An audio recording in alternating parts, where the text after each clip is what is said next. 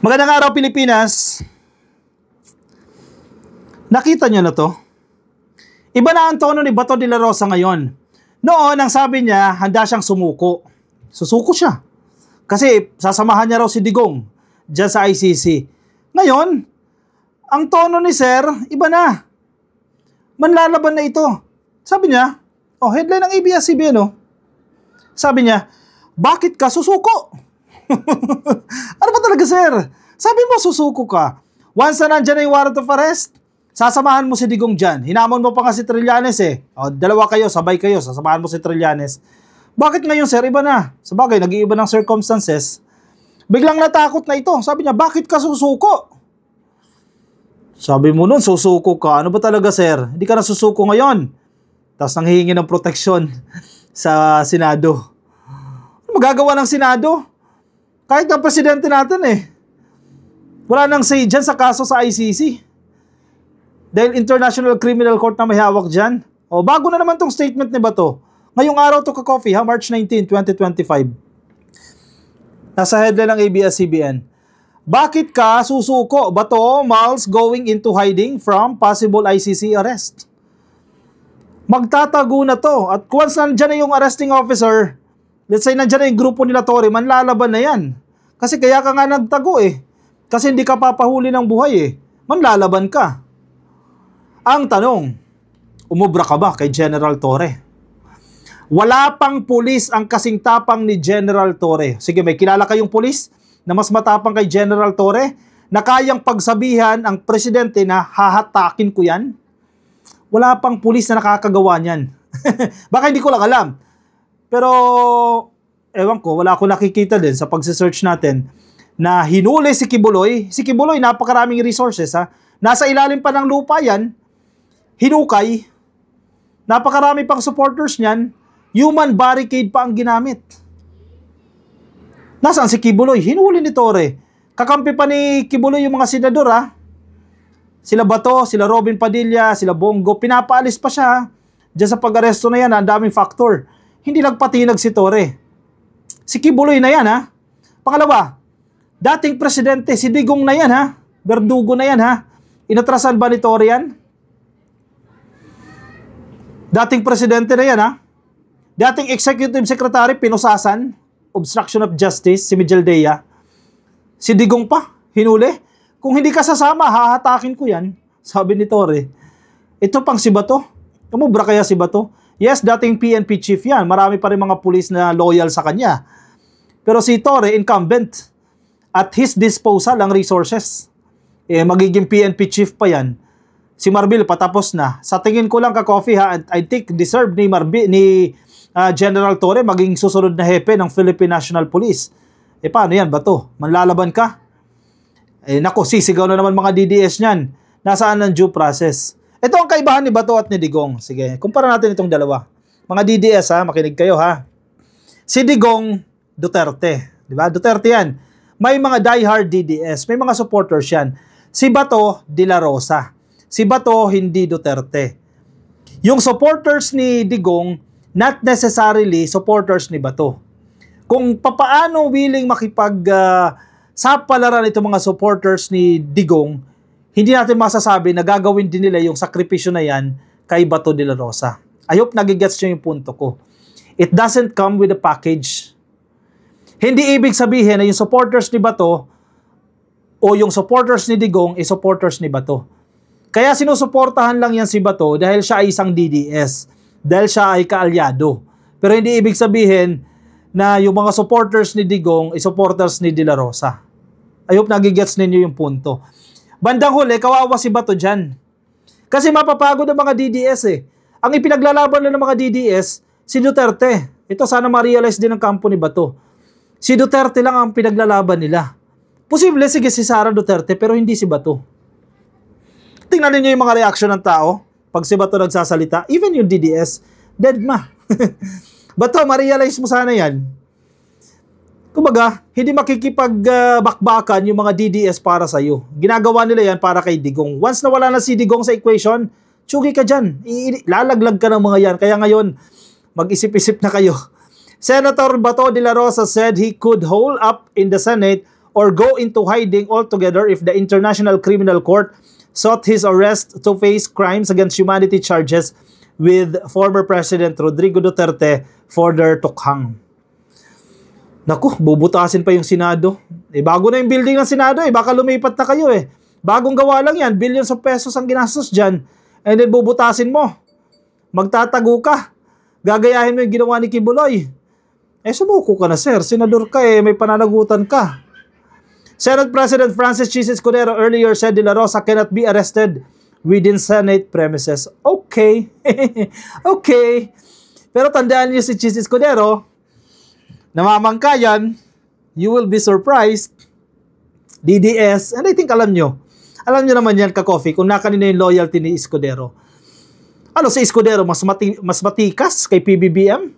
Si PBBM, sinurrender yung dating presidente. Tapos si Chis Escudero, hindi surrender yung kasamahan niya, isang Senado. Pinapaasa lang yan si Bato. Binibigyan lang yan ng false hope ni Chis Escudero. Malinaw yan. Malinaw yan, ka-coffee. And I think alam ni Bato yan.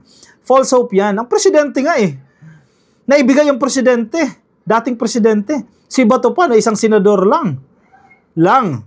With emphasis doon sa lang dahil mas mataas ang presidente sa senador. Pinaasa nyo na naman si Bato. Masasaktan na naman yan. Kung anong sinabi niya kay Eduardo Anyo ng National Security Council, you break our hearts, sir.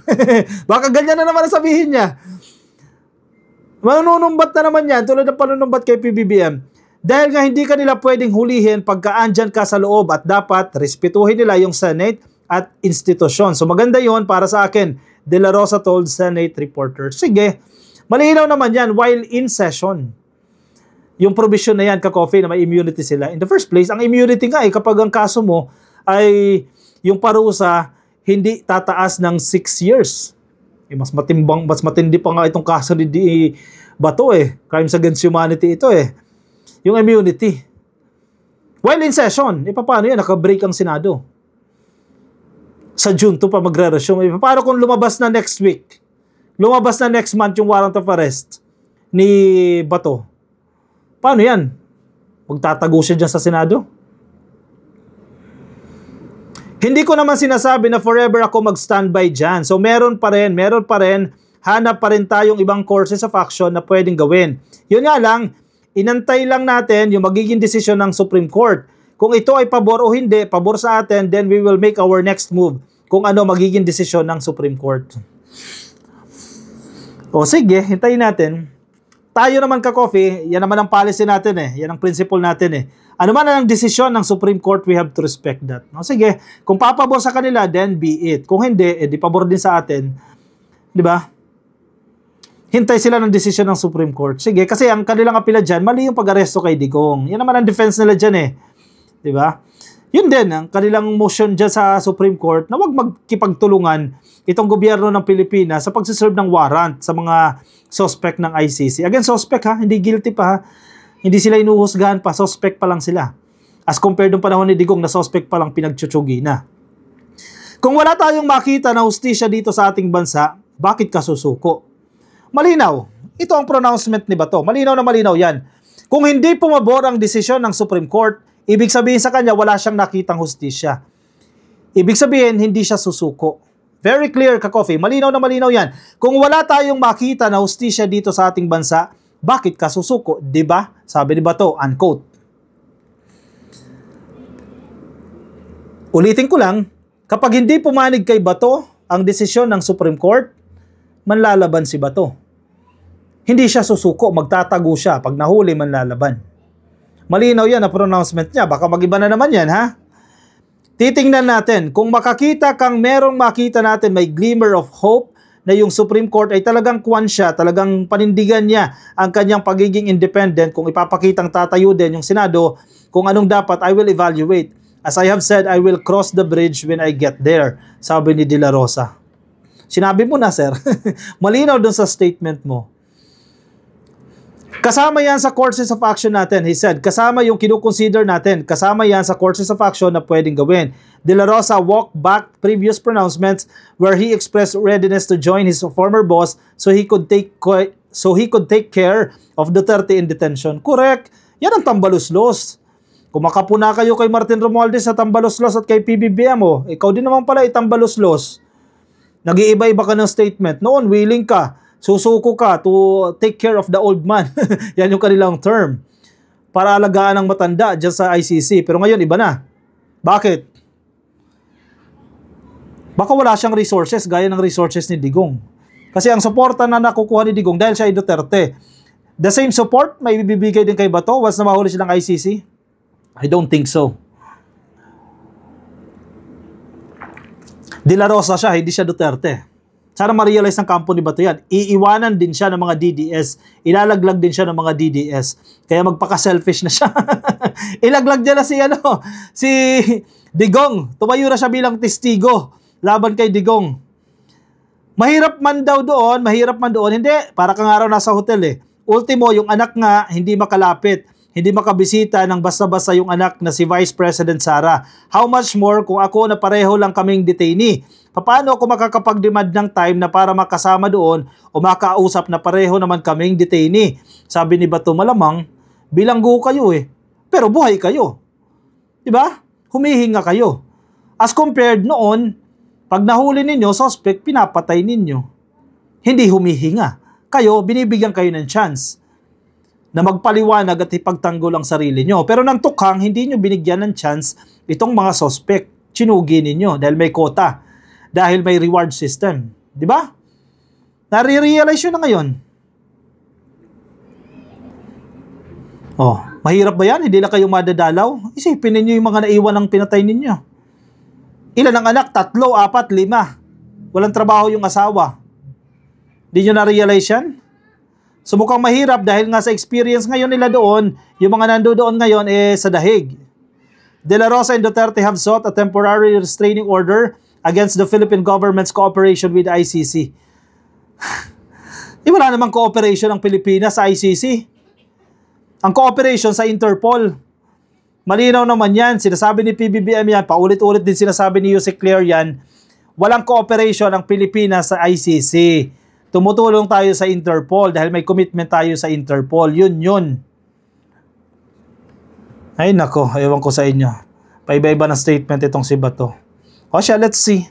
Hintayin natin ang desisyon ng Supreme Court. Ako, I respect the decision. Ano man po ang desisyon ng ICC, ano man ang desisyon ng Korte Suprema, I respect that decision. Sana ganoon din kayo ka-coffee.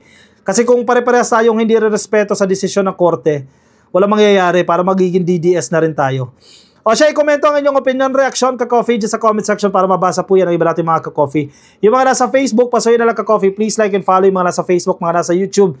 Click lang po na subscribe and hit the notification icon para updated kayo once we have our new videos or new uploads. I'll see you ka-coffee in my next video. Maraming salamat po. Bye-bye.